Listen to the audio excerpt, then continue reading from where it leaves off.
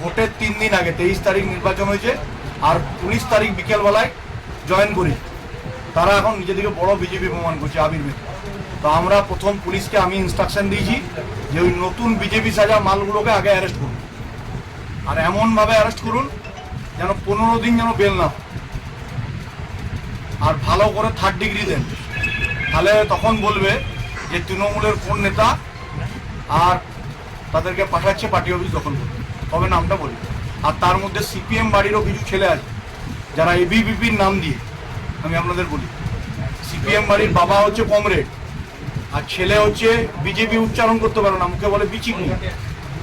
তারা গিয়ে এবিভিপির নামে কলেজ ভাঙচুর করেছে। ক্যারেক্টার এখনো চেঞ্জ হয় নাই। যোগী রাজ্যের মতন এ রাজ্যেও যখন আমাদের মুখ্যমন্ত্রী তৈরি হবে, মূল্য যা চলবে, তখন হচ্ছে বুঝতে হবে। যদি তৃণমূলের কোনো অফিস দখল